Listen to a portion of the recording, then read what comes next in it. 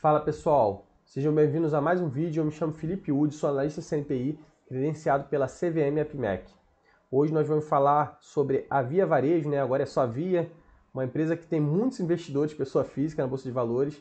Algumas pessoas tendem até a comparar com a Magazine Luiza. Por que escolher a Magazine Luiza do que a Via Varejo? Mas a Magazine Luiza é uma empresa muito forte, gera muito caixa e endividamento controlado, endividamento baixo, um ecossistema bem completo. O oposto da Via Varejo, que a gente vai ver o resultado financeiro dela por conta do endividamento muito pesado e que acaba dando ou um lucro bem baixinho, isso daí vem sempre na mesma proporção nos últimos anos, ou até dando prejuízo. Se vocês ficarem com alguma dúvida, comenta aí embaixo, deixa seu gostei para dar uma força pra gente, se inscreve no canal, se vocês não concordarem também, comenta aí o que vocês acham que eu poderia ter analisado. A gente vai analisar os números aí com calma, beleza? Se inscreve no canal para dar uma força pra gente, tá bem no início, e segue nossa página no Instagram. Então vamos lá.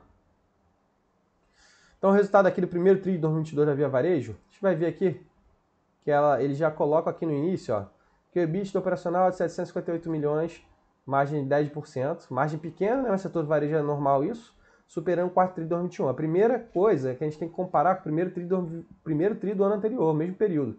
Então aqui ele já compara aqui o EBITDA com o quarto TRI e o lucro líquido com o primeiro TRI. A comparação tem que ser sempre do primeiro TRI, né? Mas o lucro teve um aumentozinho aqui em relação ao primeiro TRI de 2021, que o resultado foi até pior. Volume de vendas cresceu, mas assim, valor bem pequenininho, 3%.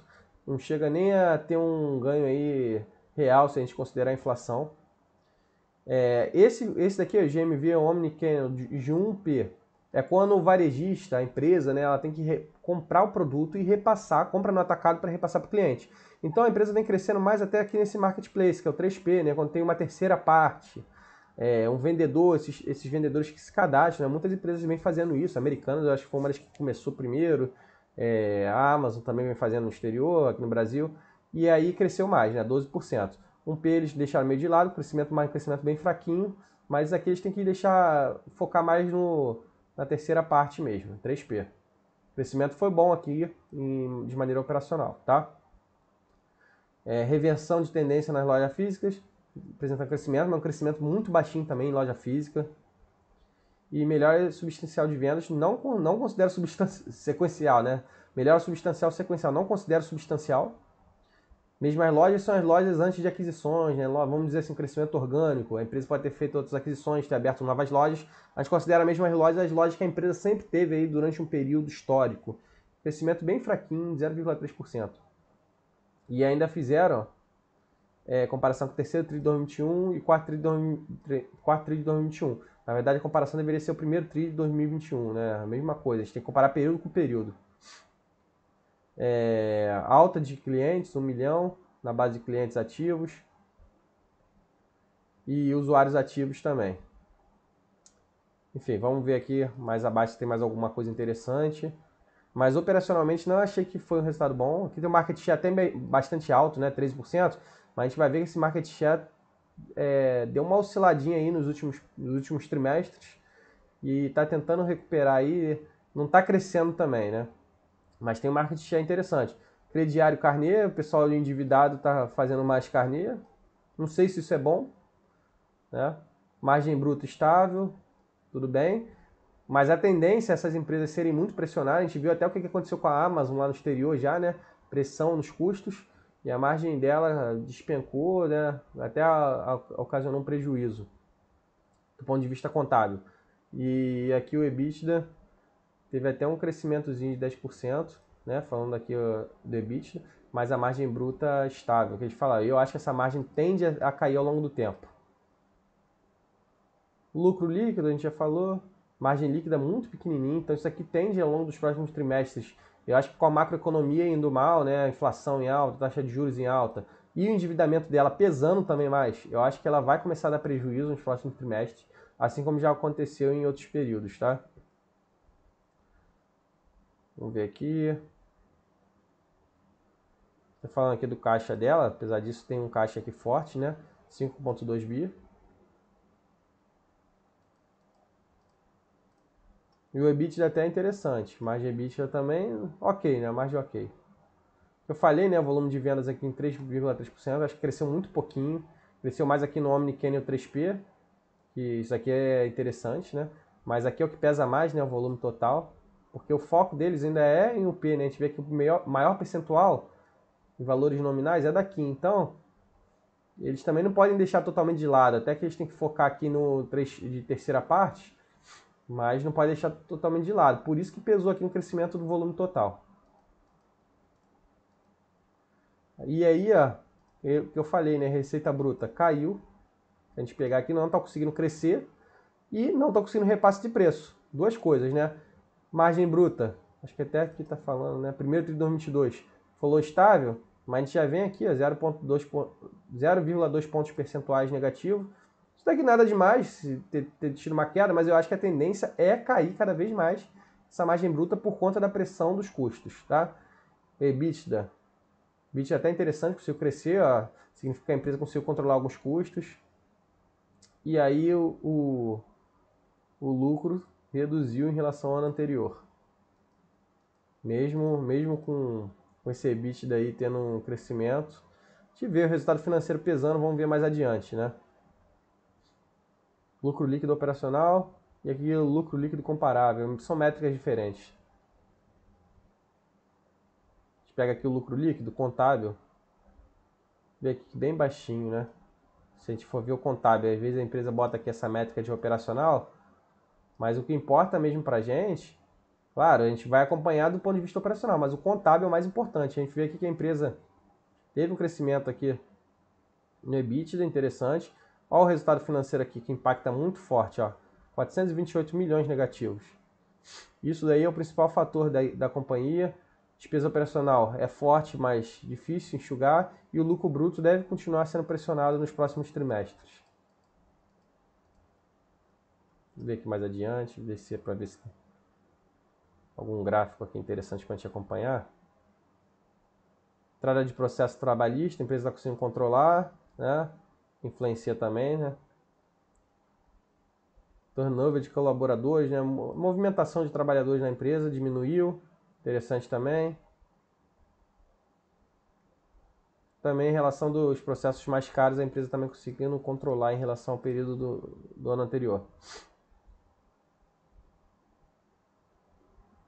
E essa questão do caixa, a empresa não mantém esse caixa tão grande assim só porque ela é uma empresa que gera muito caixa, uma empresa muito boa, porque não. A empresa do varejo, a gente viu que as margens são apertadas, apesar da margem EBITDA dela estar até ok, ter tido um leve crescimento, mas ela precisa de caixa por conta de capital de giro. É uma empresa que repassa. A gente vê ali que ela está focando na terceira parte, né, quando tem vendedores associados ali para vender, você tem que ter menos estoque. Mas grande parcela dela ainda é de vendas da companhia, de comprar no atacado e repassar para o consumidor. Então pesa muito, tem que ter muito mais caixa que algumas outras empresas, né? Então é complicado.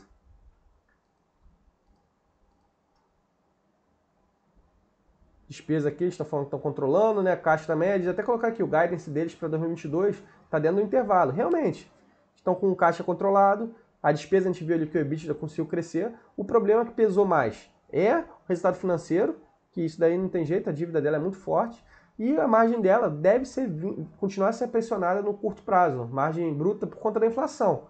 Então eu acho que a empresa deve ter resultados ruins. Se não tiver prejuízo, vai ter o lucro cada vez menor nos próximos trimestres, até que melhore a economia no país. Mesmo ela tendo um forte caixa e mesmo ela controlando despesas. Curva de monetização, né? Falando um pouquinho.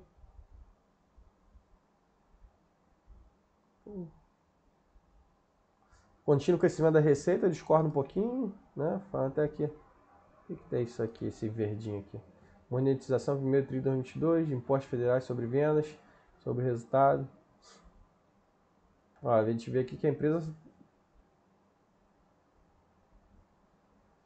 está tendo crescimento aqui, ó, 2024 em diante, né? Nesse estágio de monetização, não sei exatamente o que é, mas total de créditos de impostos, né? Acho que é algum subsídio de imposto aí do governo, então acho que só tem uma parcela aqui maior, 2024 e depois aqui 2027 em diante.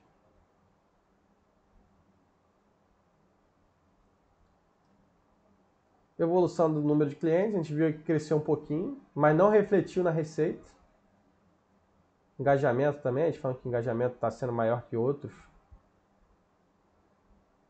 O atendimento deles melhorou, né? ver aqui, ó, em relação aos anos anteriores no mesmo período. Na loja física também. Online no geral.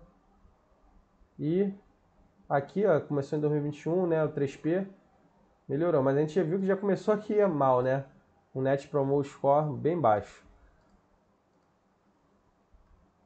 É o que eu falei aqui do Market Share, né? Que é a empresa que é relevante, nível de Market Share realmente tem. Mas, se comparar aqui com o primeiro TRI de 2020, não, primeiro TRI de 2020 não.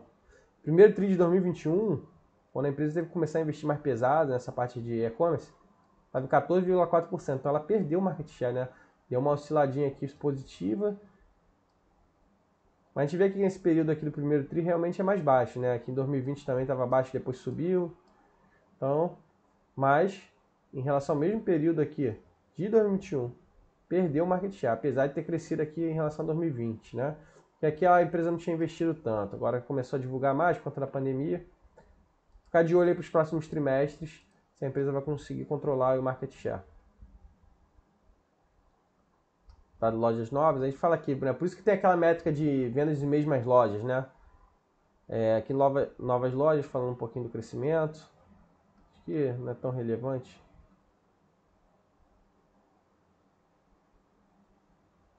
Evolução da terceira parte, né? 3P, crescendo bastante, principalmente em relação a 2020, mas isso aqui não é uma boa métrica de comparação, porque aqui eles estavam iniciando, né? A pandemia começou em março. Tem que pegar aqui 2021. O crescimento teve, mas não foi tão robusto aqui como eles estão apontando, tá? O volume do 3P. Número de pedidos, né? Cresceu bastante, isso aqui é natural. Mas não está refletindo nos custos. O ticket médio da empresa também não está conseguindo repassar, né? Que é 10% apenas de crescimento. Não está conseguindo crescer nem no volume, nem no ticket médio, apesar de ter conseguido aumentar o número de clientes, a penetração digital, né? Vamos dizer assim. Você tem aqui mais para baixo a questão do número de clientes crescendo, clientes ativos, né? É o que eu falei, né? Está crescendo o número de clientes ativos, presentes, mas não está refletindo nem no repasse de preço, nem no volume. Vê se tem mais alguma coisa aqui do... Está falando um pouquinho muito operacional sobre o resultado financeiro da empresa. Mais para baixo.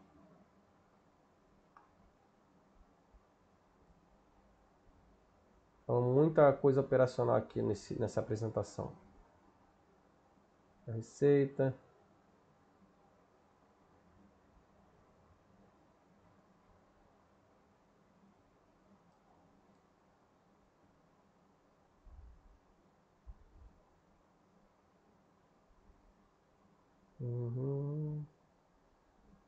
Ó, aqui que eu falei, compensou um pouquinho no EBITDA.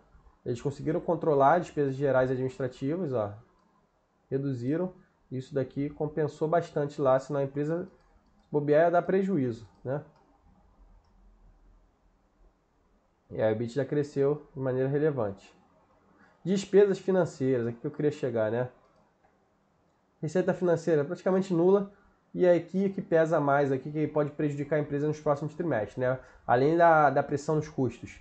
Despesa financeira com dívida crescendo, despesa financeira no geral, juros de passivo de arrendamento, enfim. E aí, resultado financeiro líquido negativo, crescendo 50% em relação ao ano anterior.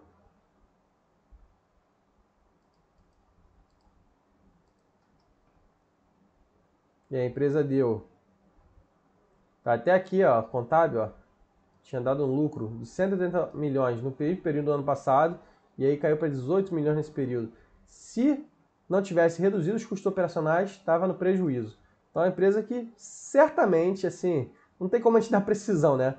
Mas deve apresentar prejuízo nos próximos trimestres se não mudar, aí ou continuar reduzindo os custos, ou perder share para não ganhar no volume, né? Continuar perdendo no volume, mas controlar seus custos lá de mercadorias compradas.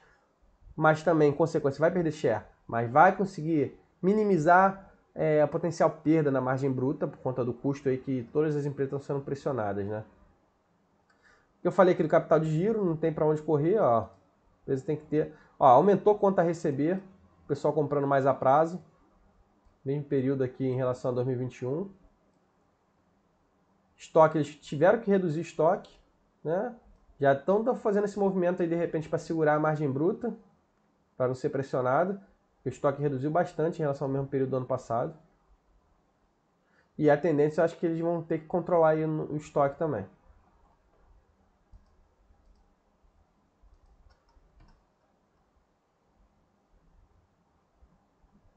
O endividamento é até maior aqui no não circulante, né? A gente vê aqui. Mas ainda bem pesando aqui no circulante. Mas eles conseguiram até... Eles reduziram aqui, ó. Isso aqui é um movimento interessante da administração. No primeiro TRI de 2021, eles conseguiram reduzir o circulante quase pela metade em relação ao primeiro TRI de 2021, né? Primeiro TRI de 2022. E jogaram para o longo prazo, né? Que é o não circulante. Aqui era praticamente o inverso, né? O circulante afogava a empresa e o não circulante estava menor. Aqui eles fizeram o processo inverso. Diminuíram o circulante e aumentaram o não circulante. Isso aqui é interessante. Mas ainda bem forte aqui o endividamento total da companhia e até cresceu o endividamento total. E acaba que a empresa, para conseguir jogar para o longo prazo, tem que renegociar a dívida, às vezes pagar um pouco mais. O caixa continua estável, né, em relação ao mesmo período do ano anterior, e é do negócio mesmo. Aqui, ó, até é o que eu falei aqui em níveis percentuais, ó, ficou 31% curto prazo e 69% longo prazo. E aqui era o inverso, no primeiro TRI de 2021. Então, um movimento interessante, mas eu acho que deve demorar a começar a dar resultado para a companhia. Mas eles fizeram um movimento interessante aí de renegociação das dívidas, né? Aqui, ó, vai pesar aqui um pouco da dívida no segundo TRI de 2022. E aí uma parte grande em 2023, 2024.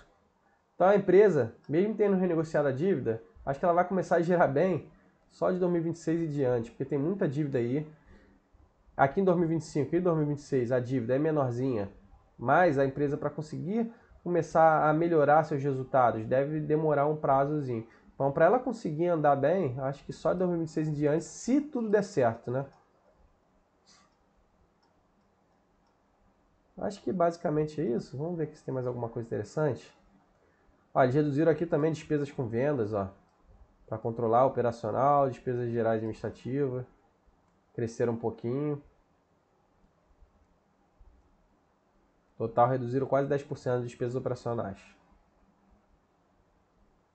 Ah, o custo da mercadoria vendida. Ó. Como eles já fizeram aquele movimento de segurar estoque, né, em relação ao mesmo período do ano anterior, diminuiu a receita, não conseguiram repassar preço, o que aconteceu? O custo da mercadoria também impactou menos. Mas esse custo aqui tende a crescer mais, cada vez mais, pressionar mais aqui o lucro bruto e aí, consequentemente, a DRE abaixa, até afetar lá o lucro líquido, né, ou prejuízo. E aí o resultado financeiro, como é muito forte de maneira negativa, pressiona a empresa a dar um lucro muito baixinho, que já ocorreu, ou prejuízo. Bom, pessoal, acho que foi basicamente isso. A Via Varejo não deu resultado bom, market share oscilando, apesar de ter um market share relevante, receita não está crescendo, abaixo da inflação. Me parece que foi um movimento para eles conseguirem controlar a pressão nos custos ali, né? Em detrimento do decréscimo da receita, reduzir também o custo das mercadorias compradas, né, que vão ser vendidas. Mas, com isso, a empresa pode prejudicar seu market share, ela não está conseguindo repassar preço para os clientes, mesmo tendo crescendo, né, usuários ativos ou volume de usuários. E a dívida muito forte, impactando muito. Mas eles fizeram uma renegociação de jogar a dívida de circulante pro não circulante. Isso aí é bem interessante, mas deve começar a refletir só daqui a muitos anos. E a empresa conseguiu controlar os gastos operacionais, mas tem pressão no custo, tem questão do repasse do preço, market share, e ainda tem mais essa questão da dívida. Então a empresa deve demorar a conseguir resolver esses problemas e começar a andar bem, se tudo der certo daqui a alguns anos. Então, se vocês ficaram com uma dúvida, comenta aí embaixo, deixa seu gostei para ajudar nosso canal a crescer, ajudar a impulsionar o canal. Se inscreve no canal também e segue nossa página no Instagram, beleza? Valeu!